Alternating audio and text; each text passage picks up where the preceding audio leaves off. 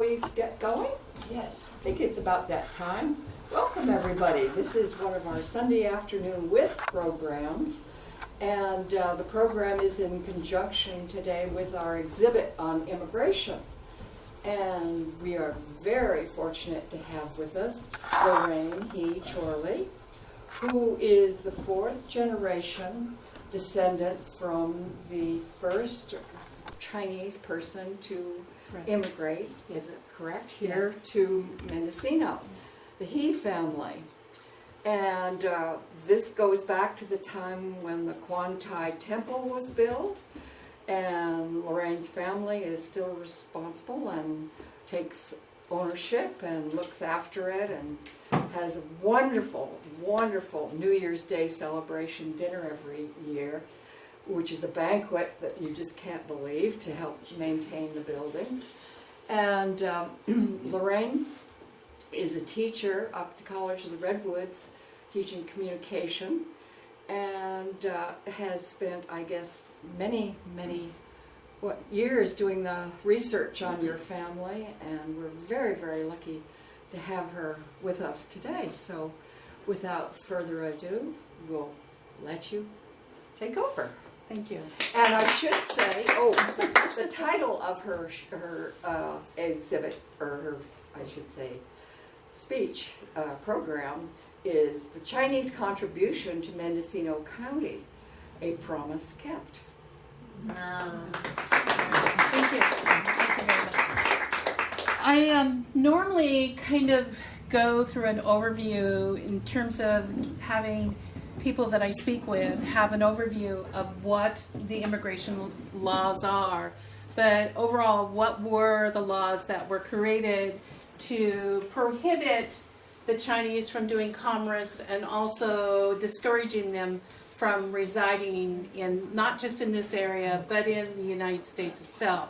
So what I kind of want to do is talk about the laws, a little bit about the laws that were in effect, and then in addition to that, then I will go into talking about what the Chinese did within Mendocino County as a whole, and then I'll focus a little bit more detail about some individuals within the community here and what their contribution was beyond the town of Mendocino, and then the Temple of Quan Tai and what its contributions and what it actually says to the town of Mendocino as well. So first of all, one of the things I really need to stress to you is that the Chinese actually were the only race that had municipal, county, state, and federal laws created to prohibit them from either doing commerce or from migrating into this country, or prohibiting them to even testify in court. So I'm just giving you a list of some of the silly laws that were actually created on a county level here first that you'll see is right here, are all the kind of things that they created. We know that everybody has heard about the mining taxes that were created within each individual county, but San Francisco made a more concentrated effort to do in terms of Chinese pole method and carrying vegetables. There was a laundry tax, there was a cubic air tax, so, and an anti-ironing tax as well. And so because that was one way to discourage them from doing the kind of businesses that were being created within San Francisco, because they were making a living and making an honest living, providing services for the city itself. But unfortunately, there are other individuals, as we know today, in 160 years, things haven't changed a lot. Only the group of people that we are displacing or trying to displace is another whole different race. And so it's interesting that I talk about these laws and how things, when you look back, how things haven't changed. You know, this is 2016. How far have we really progressed as a human race in the U.S.? And so the interesting thing is the one that was really bizarre that I actually just saw a recent article about the cubic air ordinance. And that really was designed in regards to Chinatown. And it was to try to prevent any more Chinese from migrating into San Francisco. Because one of the common questions that is always asked is, why isn't there a lot of Chinese here today? Because there really aren't. You could kind of count them on your two hands in terms of how many Chinese are actually native born that live in this area. And what happened is most of the Chinese that actually grew up here that were American born and graduated from Mendocino High School, they left immediately and went to San Francisco. And the first place that they actually went was Chinatown, because it was a safe place for them to be. They were protected somewhat by the community as a whole, and eventually they did migrate out to other areas, but at the time that they went down there, it was a base for them.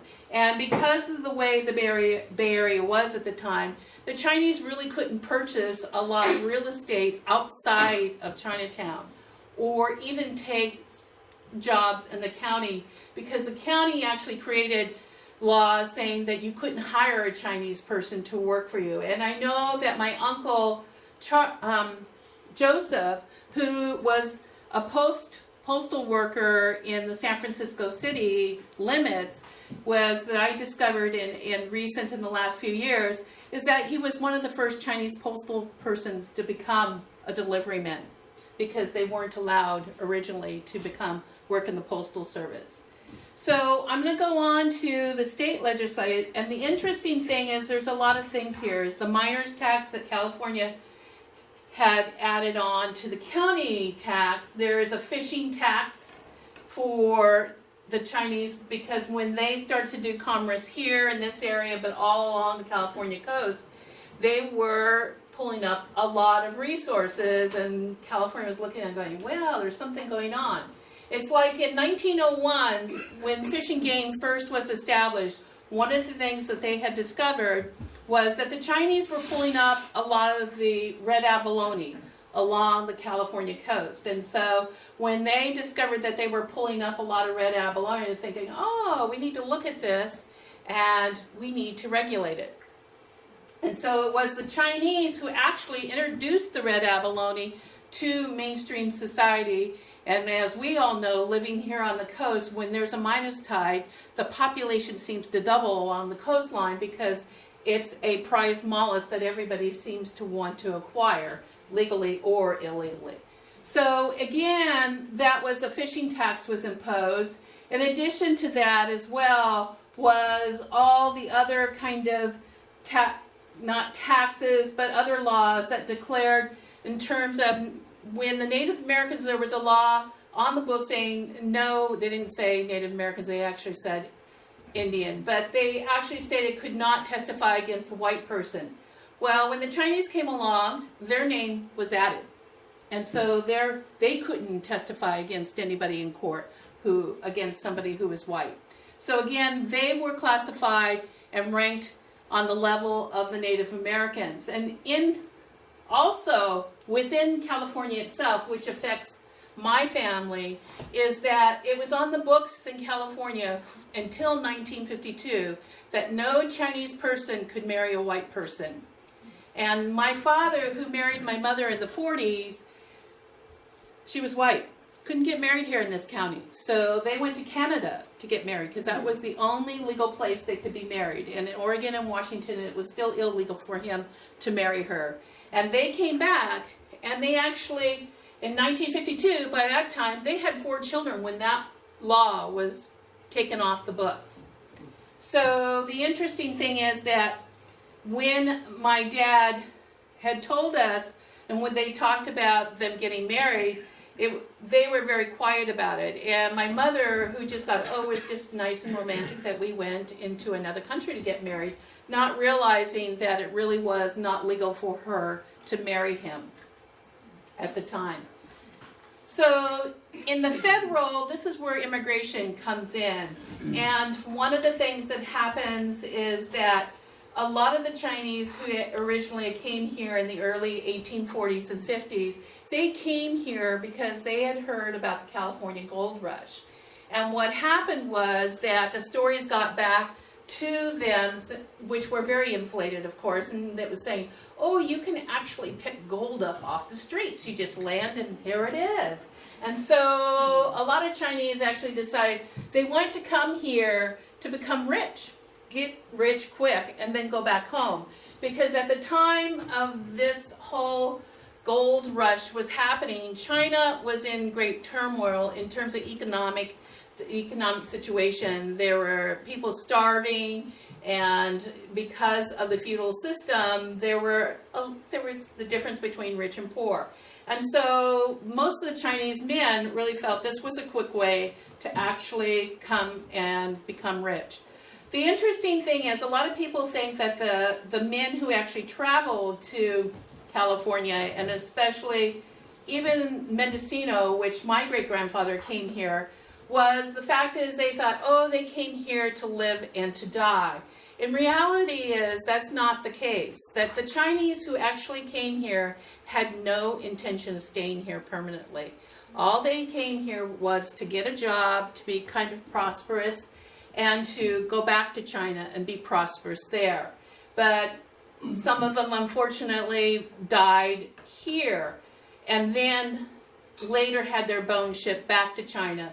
And a great example is here in Mendocino, there is a Chinese cemetery here, but the only Chinese that are actually buried in that cemetery up on what's known as Chinese Cemetery Zenith Hill and etc., the Catholic cemetery. And the only Chinese that are actually buried up there are American born. And they are, relatives of mine. And that the Chinese that were buried up there that were not U.S. citizens, in the 1920s, the Chinese 6 companies was hired by families of these men to come up and unearth those bones, pack them up in jars, and actually ship them back to China, because their belief is that their soul would not rest unless they were buried in their homeland. And so all of those bodies were unearthed and sent back to China. The only exception that I've found so far that's different is not in Mendocino but in Fort Bragg. There is a Chinese person buried in terms of Dave, you would know, what's that cemetery called by Pudding Creek? Is it just called Pudding Creek? Ocean View. Okay, Ocean. Not the one in town, but on the outskirts of it. Okay, Ocean View. There is a Chinese person who's actually buried there. There is a headstone, and it was the Fort Bragg doctor who paid for his burial, and nobody came to claim his body. So he is still resting there, but he is not American born, which is really unusual. So what you see here, what I've talked about is the municipal, the state, and the federal laws. The interesting thing that I wanted to go back and talk about the state laws, those laws were on the books for a long time. California laws, in terms of all these additional taxes, stayed on the books.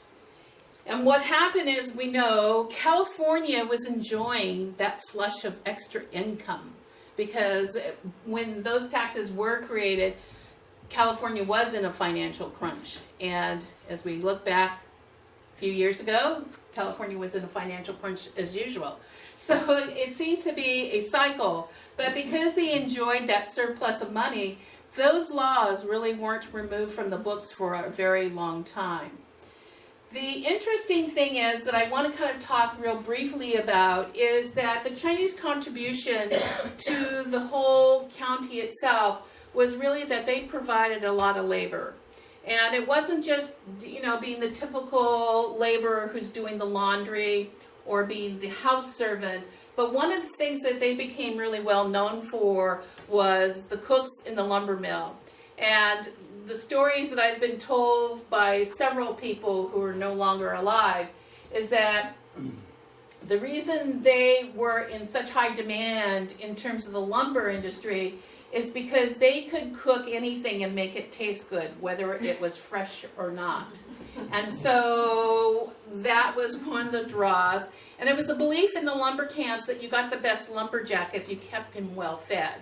And so, again, that was a way to attract them. And I remember a gentleman that I spoke to in Point Arena, his parents had owned the Gualala Hotel back in the early 1900s. And he talks about remembering as a child in terms of what the Gualala Mill was, and this is the mill here, is that the hotel there, he could remember smelling all the pies that were cooling on the windowsills by the Chinese cooks. And one of the things that he had constantly was talking about with me, at the Gualala Mill at one time, he remembers that it was all Chinese men who actually ran that mill.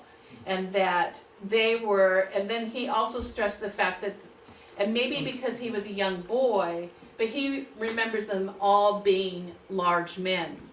And it was interesting that he had said that, because it gave me some insight, because there is the stereotype that a lot of Asian, especially Chinese, are very small. They're very short and small framed. But depending on what region they're from, the size will vary. And it's because of the diet that they had in China. And the larger men did come from the north because of their diet was much different. But it also confirmed to me, in terms of the kind of group of Chinese that actually migrated up to Mendocino County itself. There were two groups of Chinese that actually migrated to California. There were the Chinese that came from the southern part of Hong Kong, which we know as Toisons. And so the dialect for them, a lot of people think Cantonese is the main dialect. It is one of many dialects in China. And the ones that came from the southern part of Hong Kong were basically fishermen. And so they spoke the tongue of in terms of Tonkinese. But there were other Chinese who actually migrated to California too, who were farmers. And they came from the northern part of Hong Kong, which is what my great-grandfather came from, who was really poor. And he actually, his dialect was Joseon, which is really rarely spoken now. And a large group of those men were much larger men as well. And so the interesting thing is that what I'm discovering in the town of Mendocino and Fort Bragg is the good majority of the Chinese that migrated up here were Joseons. And the next largest group of Chinese that I found that were Joseons is in the Lok community. They were brought in the early 1900s to build the levees around the Sacramento River, and that was an all men's community, and they were Joseons. And as it turns out, because they were from nearby villages, in terms of where my great-grandfather came from, I'm related to several of the people in the Lok community. So what I'm looking at, you're looking at here is Gualala and how big the whole area is. And one of the things that a lot of people seem to, and especially people who are visiting us, because when you look at Mendocino now, and when you look at Fort Bragg now, when you look at Point Arena, and you look at Gualala, basically there's two sides of the street. So there's not a huge population. Whereas historically, in the 1800s and the early 1900s, all of these communities were quite large, and Fort Bragg still has a large population compared to Mendocino. But Mendocino, the U.S. Census Bureau, or the little thing that you say out there, says it has 1,000 people.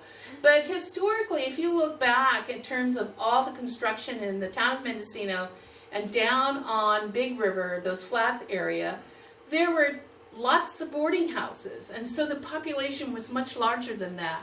And that saying goes for Point Arena as well as Gualala.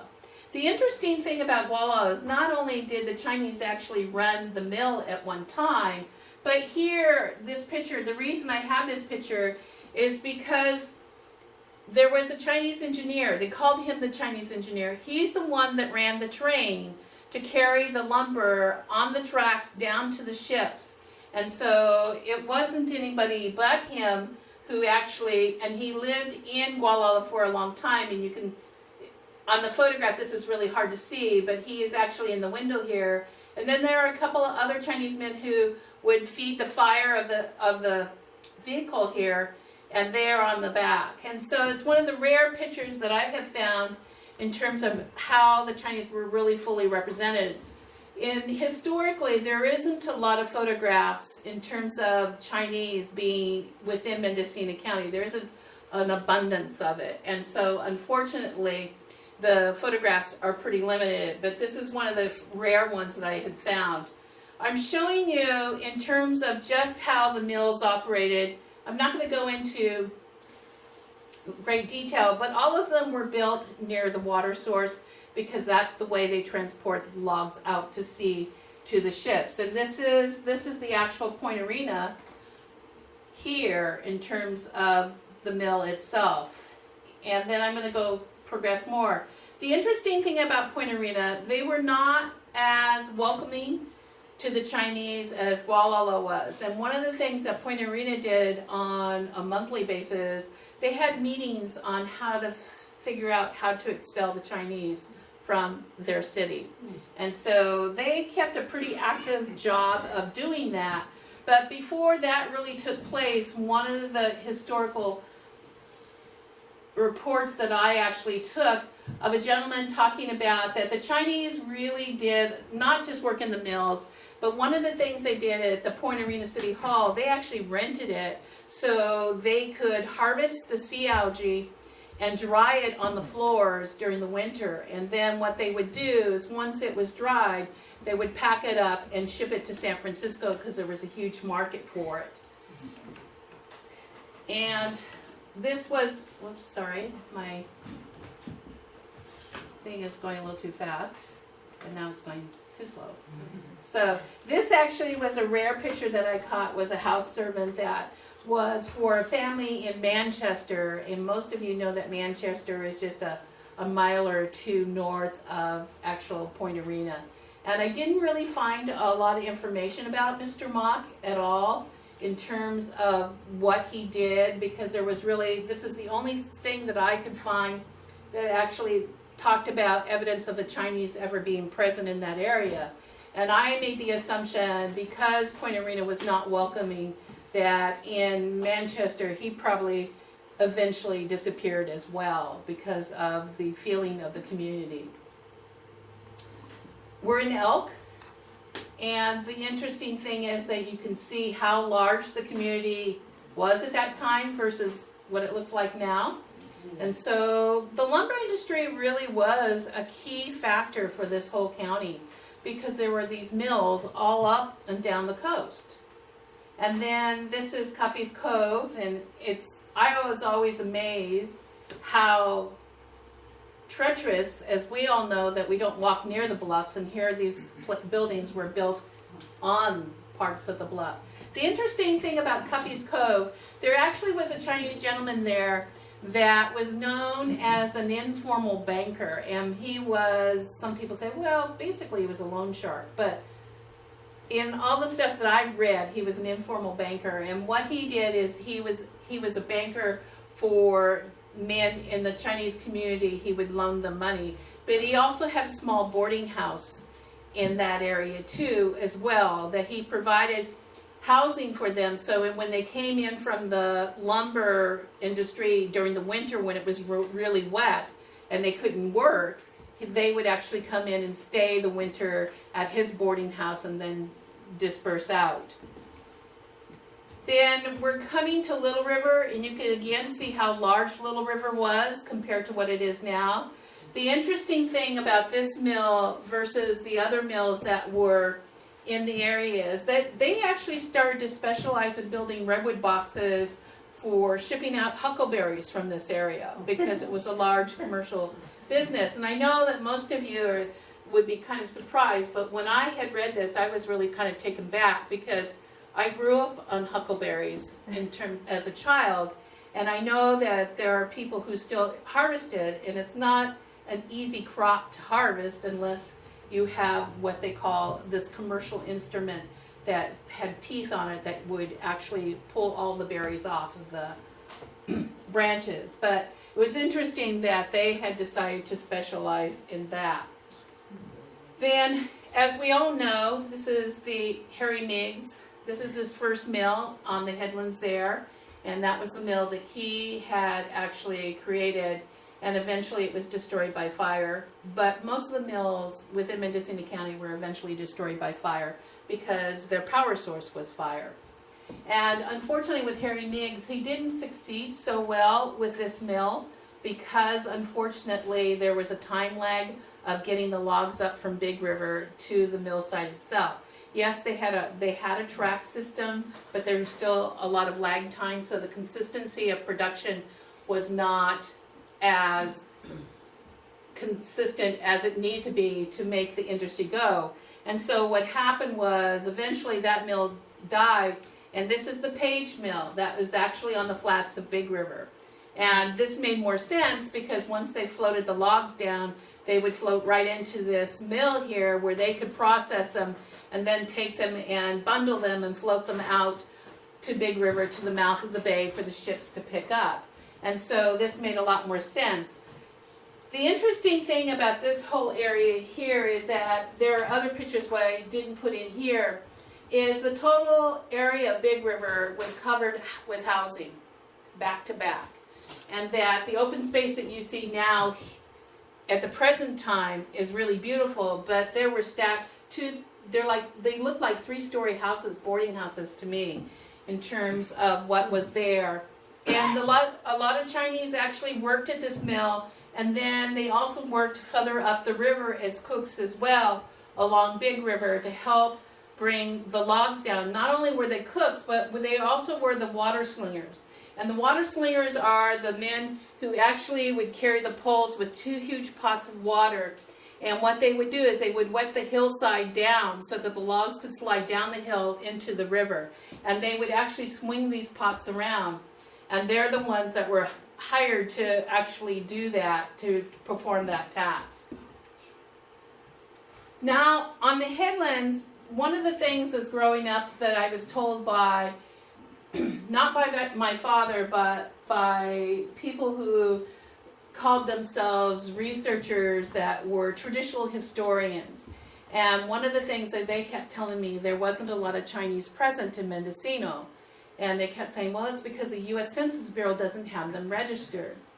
But being a descendant of one of the first settlers here, and in addition to the temple still standing here, I'm thinking, well, wait a minute, there had to be a large population here in order to support a Taoist temple, but also there were little bits of history that I would see as a child. And one of those little bits of history happens to be the cabbage, the cabbage that you see on the headlands. Even though State Park has cleared a lot of this out, some of those descendants are still growing. And they're back from the 1800s, because all down on the headlands, that's where all the open sewer lines ran, and that's where Chinatown was. It wasn't the most desirable place to live back in the 1800s. It is now, but at that time it wasn't. And every Chinese family that had a little shack down there had a mini garden behind their building. And so one of the hardiest vegetables to grow was this cabbage, and you still can harvest it today down there. So the next time you walk down there, look for them.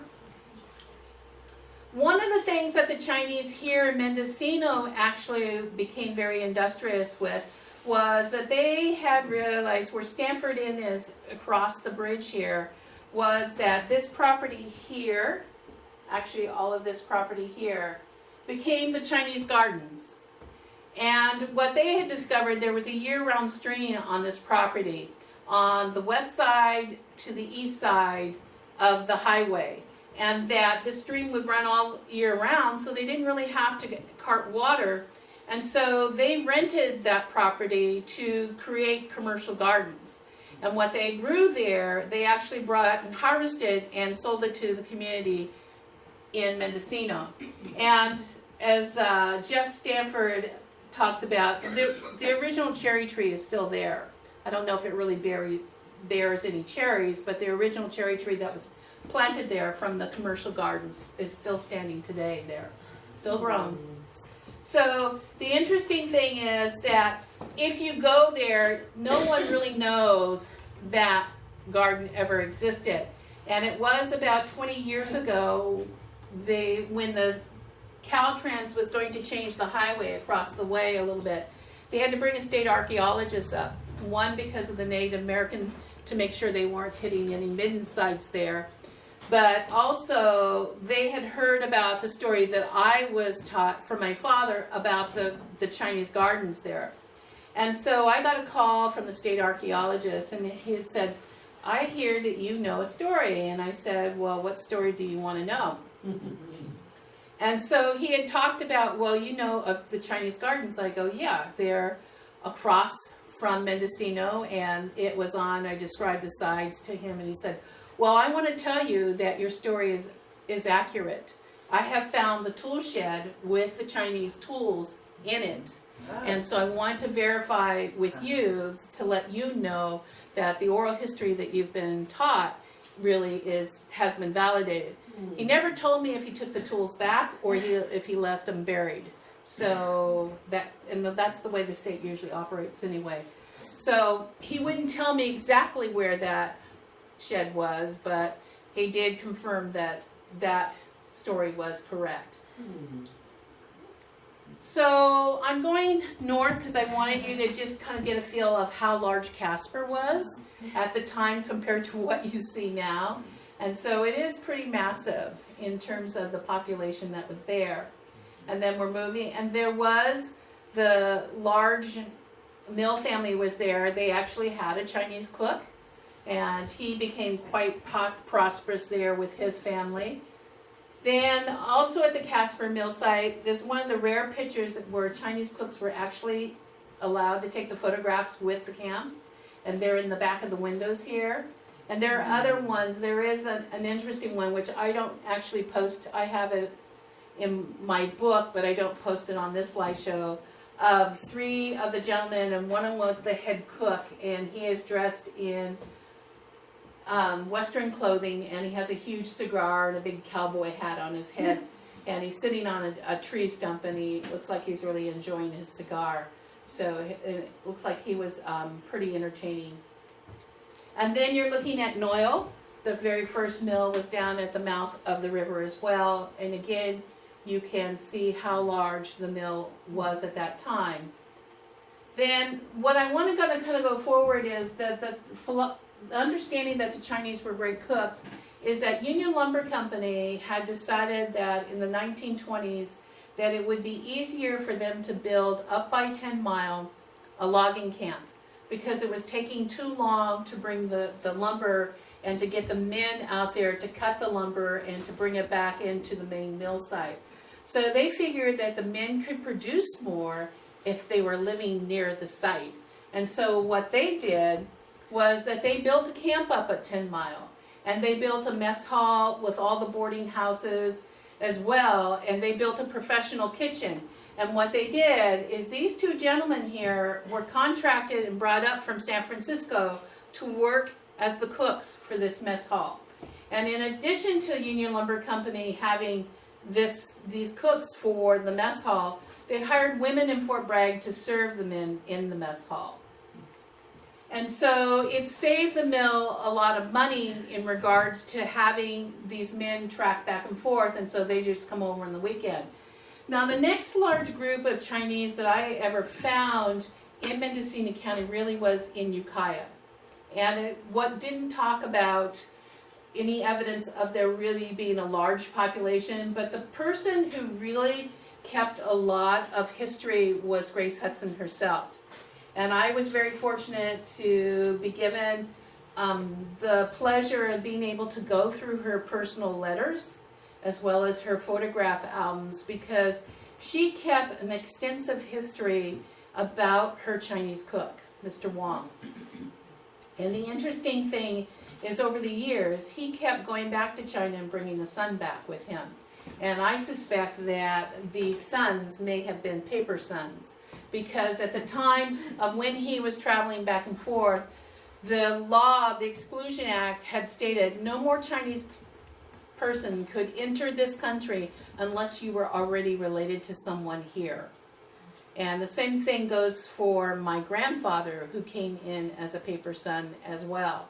So Mr. Wong had 5 sons. And so over the years, these sons, the population grew. And Grace Hudson was a great benefactor to them, just like Daisy McCallan was a great benefactor to the Chinese here within this community. And one of the things that she did is that even after her cook had retired, after many, many years, he still wrote to her, and she wrote back. And when he needed medication, he would write to her and send her money, and she would send the medication to him. because her husband was a doctor. The interesting thing is that she also wrote to his sons. Once they were grown and left the area, she kept in communication with a lot of them. And what I don't have here is that all of you know when you go into the store, there are fried chow mein noodles in a bag, right? And a lot of you might think that the Chinese invented that. Believe it or not, we didn't. And that it was invented in Minnesota by a company. And it turns out Mr. Wong's son worked for this company, and they were canning these chow mein noodles and trying to market them to get mainstream to really buy these. And I have a picture of him with the car with a sign on it advertising these fried chow mein noodles, which is interesting. And also with these young men is that they really did have a bond with her, and they kept in constant contact with her as well. And there are stacks and stacks of letters from her that she had saved, that they had, when they had wrote back to her in storage at the Grace Hudson Museum. So I want to come back now to Mendocino itself. And I had talked earlier about where the Chinese who grew up here were American born. And then once they graduated from Mendocino High School, they left the area. And very few stayed here. Even my father, when he didn't graduate from high school here, but because of the family situation where my grandfather took off and left my grandmother with 10 children, somebody had to go out and make some money to support the family. So my father actually left high school, junior high at 8th grade, and went down to work in the Salinas Valley in the farms. And then because the family couldn't survive without his income, he came back to work here to continue to support the family. And his brothers and sisters were allowed to graduate from high school, but he never was fortunate enough to be able to do so. Even though the original agreement is they all would take turns taking a year off to work so that the others could continue on to school. One of the things that is very influential is Eli Key was the first Chinese to actually graduate from Mendocino High School. And Eli Key, as soon as he was old enough, went to San Francisco and became the president of the Bank of Canton, the first Chinese bank in Chinatown. And in addition to that, he became a shipping magnate. He had discovered, in terms of what was in demand from China. And even though he was American born, he was really traditionally very Chinese. And so he even sent for his wife from China and married her, not marrying someone here that was American born. But one of the things that he took advantage of was the resources that were up here in the town of Mendocino. He realized that the sea algae, which was harvested here, the dried fish, and especially the red abalone, was in high demand, and he could make quite a bit of money from that. And he would come up here to purchase that, and he had his own shipping line, and he would load that on his shipping line and ship it back to China. The interesting thing about Eli Key is eventually when he got older, he went to China and to reside and died. And he didn't come back and be, asked to be buried here, but he was buried in China. The one thing that he's really influential is, and that San Francisco will note, is that when he was, he was a millionaire in San Francisco. And during the 1906 earthquake, when Chinatown was completely destroyed, they were debating on where to rebuild at. And a lot of them wanted to rebuild where Chinatown was, down by the waterfront. And he said, oh no, we need to build it here. And he's the one on California and Grant is the corner of the gateway to Chinatown. And he said, no, we need to build it here, because he had this vision of it being a tourist mecca. And how right he was in terms of how Chinatown really was developed, but also the building on the northwest side, the corner of Grant in California, it's a 3-story building, is his building. It's the original building and still stands today. And so they talk about, in terms of San Francisco history, and when they talk about Chinatown, they talk about Eli Key, and they also note that he was a graduate from Mendocino High School. Was he born here? Yes. And so when we go on, and what you're seeing next to him is also his brother, who helped him in both of his enterprises. And I'm just going to kind of quickly, these are pictures of family within San Francisco in terms of in the park area there. I'm just kind of thinking. What I want to do is go to this picture, which is actually my great-grandfather and my grandmother. And just to give you real brief, because I'm not sure what time it is, Ann, but I stood up to see something. You can go on. that's okay, but I know people can't sit that long. No, it's But okay. anyway, my great-grandfather, when he had come to America as well and to California, because he had heard about the gold rush, and he was a poor farmer, and so he wanted to get rich, of course. And so he and his brother decided they were going to sail here to California. And at that time, what was happening is there was a trade route set up by the Chinese in terms of sailing to Monterey, because there was a Chinese fishing village there, and that's where, if they weren't coming into San Francisco, they were debarking at Monterey, and that route was already set up. Unfortunately, because my great-grandfather was a farmer, he went to the Philippines to get some really quick sailing lessons. And so what he did was, there were 7 sampans that started out to come to California to dock at Monterey. Unfortunately, only 2 of those ships survived crossing the Pacific Ocean. My great-grandfather's ship actually got off course and landed up here by Casper. And then another ship, the other ship did arrive in Monterey, and that has been validated by Mr. Lyman, who is also another research person in terms of that, because he verified to me. So only 2 of those ships survived. And because my great-grandfather came here with no money, he couldn't really just go off and to the gold fields. And then he discovered when he landed there wasn't any gold on the streets. But he did discover that the lumber mills were really functioning, and there was a high demand for labor. So he got a job right away, he and his brother. And What year did that happen? I'm sorry.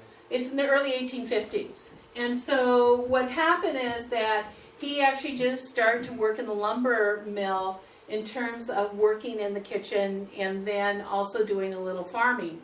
As that was in Casper, and then he worked his way down to Mendocino itself, and that's where Mendocino, who was really becoming a booming metropolis, decided to reside here. And eventually he had his own restaurant.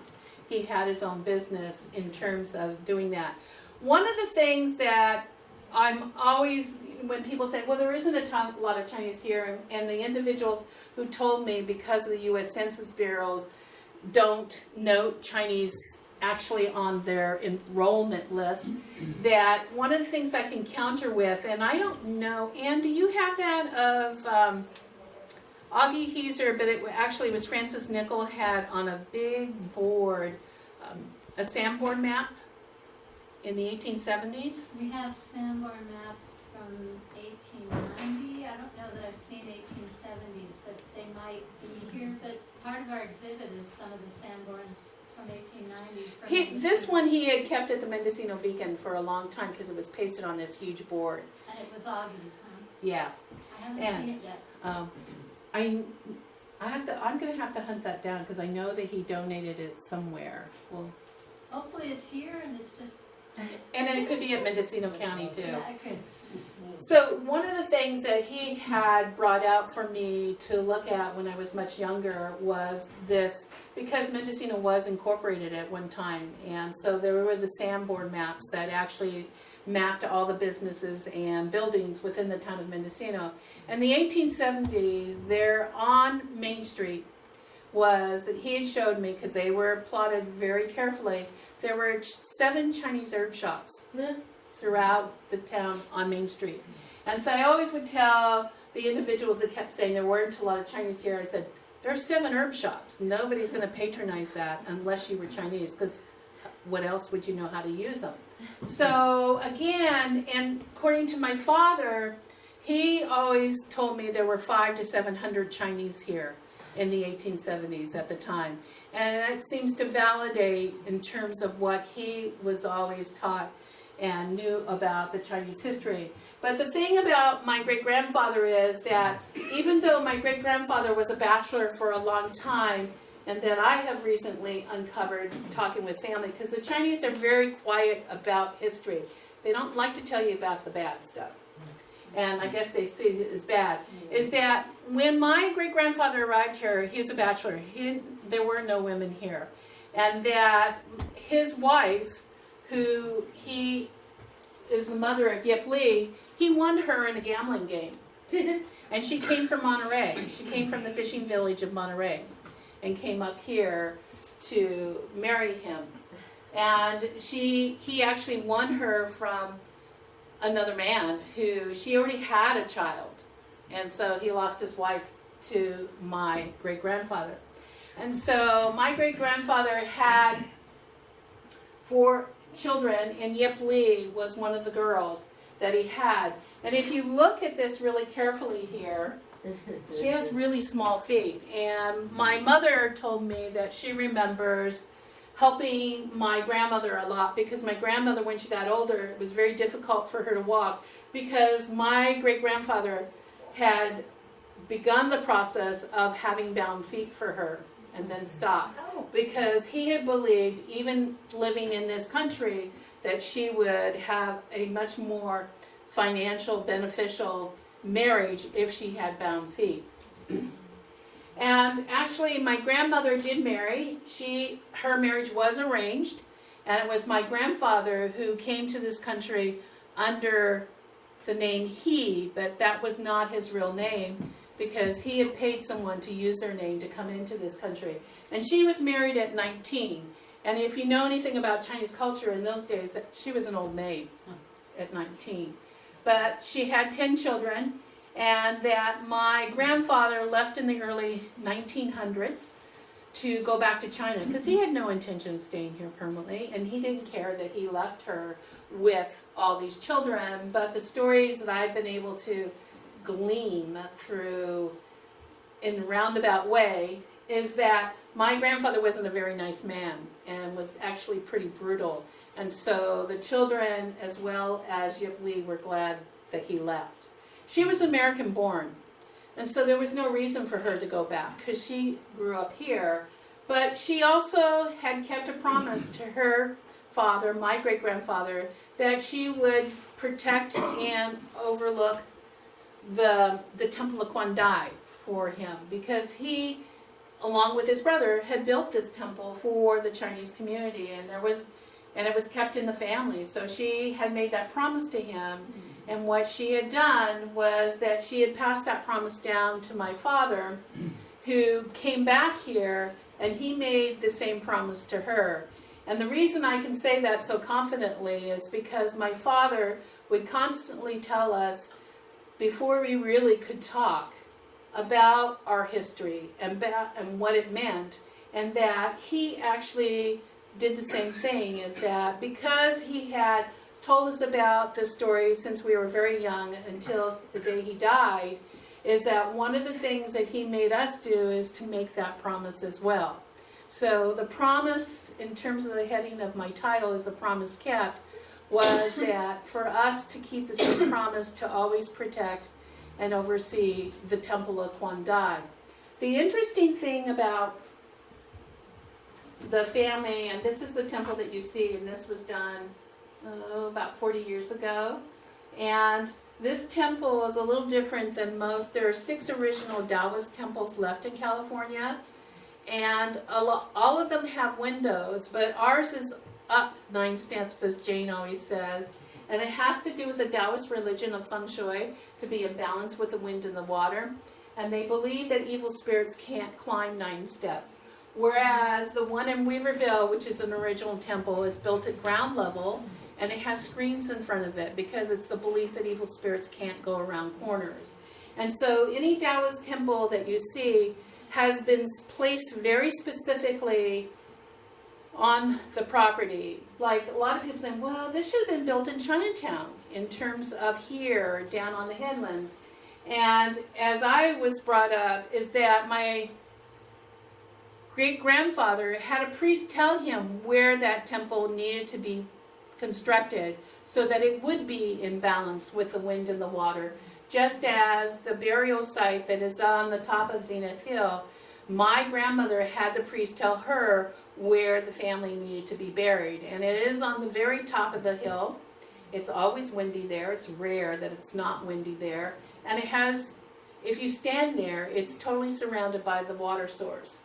And the same thing, this temple, when it was constructed with the windows, if you could still stand on the porch, there's a lot of construction in front of it today, but historically it had a complete view shed of the Mendocino Bay and the opening and the rest of the Pacific Ocean.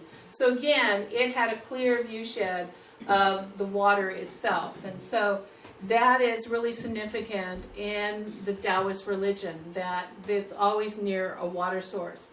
The one in Marysville is built along the Sacramento River and has this huge berm in front of it because the river would always flood.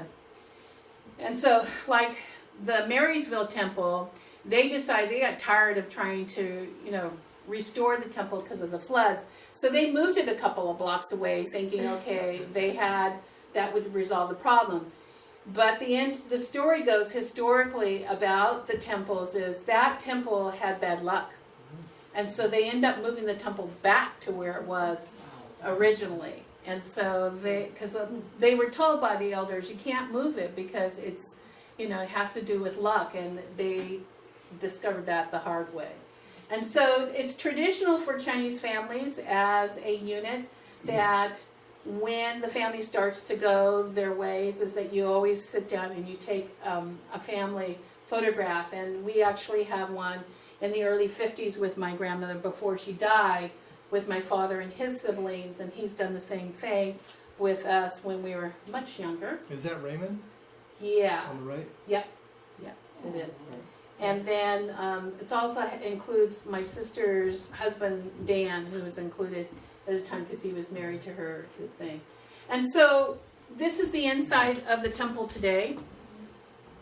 But to just really shortly tell you that the temple is now owned by a nonprofit corporation, which family members do sit on the board, but there are also other community members who sit on the board.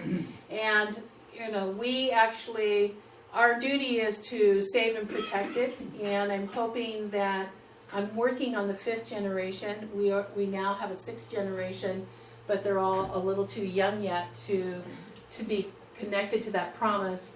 But I'm hoping that at least a few of the 5th generation, because as we all know, kids change. And so their outlook on life is a little different, but there are a few that have this promise already ingrained in them and that commitment. But the interesting thing about all of this is that this is 160 years old and it's still standing. And there is nothing in Mendocino County around here, if you drive around, that will tell you that the Chinese were ever present here within this county, with the exception of this building itself. And so this building will remain, and one of the reasons it will is because the God that the Chinese community prayed to, that they selected the God they were to pray to, his name is Quan Dai. And yes, the little translation is that he's a military god, but that's not why he was turned into a god in the Chinese culture. You are made a god because of some great feats that you've done when you were alive. And the thing that he's really known for in terms of when he was alive, that he always fought for the underdog and he always protected them. And the thing that he's known for in the history books in the Chinese history is that he swore a blood oath to 2 other gentlemen to try to restore the emperor's empire.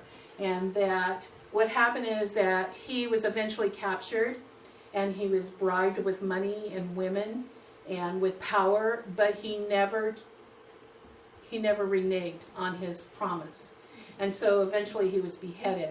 And the interesting thing with this God is that I believe that he's the reason the temple is still standing today, because he is such a strong protector, and he's still very much an integral part of Chinese culture, and especially with the kung fu arts, in terms of he is one of the warriors that they learn about in terms of the oath of loyalty and staying strong together, but also of his skills as a warrior in terms of being defensive and leading armies.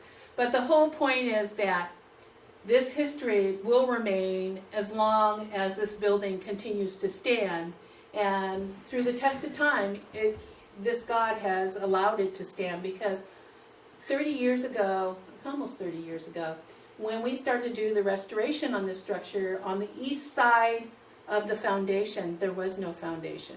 The piers were just hanging in the air. And so it explained to us why the building was leaning to the east a little. Because when we had pulled the skirting away and discovered that, we were amazed that the building was still standing because of the whole east side not being supported. And so I always say, well, it's the protector. He was looking out for the building. And over the years, luckily, it hasn't been maliciously destroyed by anybody, or actually it's been left alone. It's been broken into when I was my father talked about some teenagers breaking in one time because he didn't really have there wasn't a great security system on the door, and if you look at it, it doesn't have really huge doors. But we do have an alarm system now, but still, there's something about the building and the God itself that keeps it protected and keeps it reminding the community here, but reminds the community in San Francisco, and especially all the Asian immigrants that are now coming over, what was really here historically for our forefathers. Because the thing that a lot of younger generations, as well as the ones who are immigrating here today, they don't really understand what our forefathers really gave up and sacrificed for them to enjoy the privileges that they have today. And so I always remind my nieces and nephews that their ancestors really carved a great path for them to be able to do what they do today. So that's what I would like to end on. Are there any questions?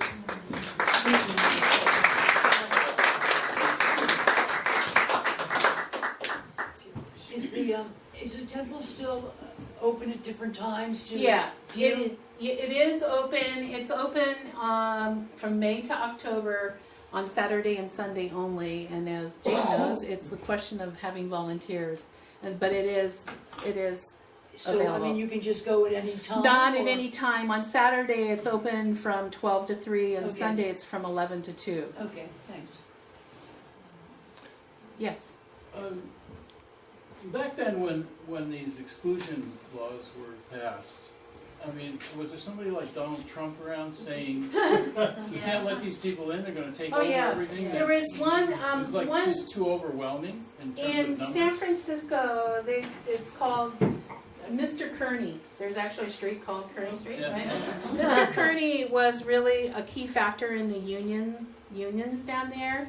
And historically it's known as the Kearneymen's Workingmen's Union. They actually came up here to Albion when they hired some Chinese. And he was very actively, physically active in expelling and getting rid of the Chinese. And he made it his life mission to make sure that they weren't hired in a lot of places. And even though we are pretty remote, the word still got out that there were Chinese up here, and he did make it really clear. And there was, in the Beacon actually, talks about where he came up and threatened the owner, someone in Albion, that if he hired the Chinese person, that bodily harm would come to him. Well, the other part of my question really is there any recorded opposition to what these people did these exclusion laws? I mean, was there anybody that Yeah, there stood were up for the actually. Chinese and said, that's ridiculous? Yeah, there was, and I have actually a book, if you wanna borrow it, is all the legal rulings that they actually took them to court. They took them to court on the laundry tax, they took them to court on the miners tax, and actually the exclusion actually went as far as the Supreme Court. And who took them to court?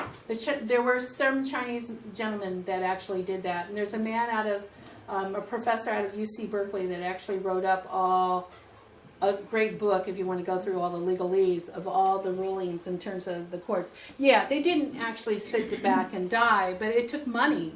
And the question is, because they were Chinese, how far could it go through the courts because they weren't allowed to testify against somebody who was white? You have to be really brave, too. Yes. to do that. And in Westport, they always burnt them out. Literally just took them and burnt them out. It said that Roosevelt had repealed all of this in '43. What, what inspired him? I have an idea. He was a Democrat. Japan was fighting against the US, and also they had begun that war against China, and Yeah. there was a feeling of sympathy for the Chinese, and they probably said, oh my gosh, maybe we should fix this. Right.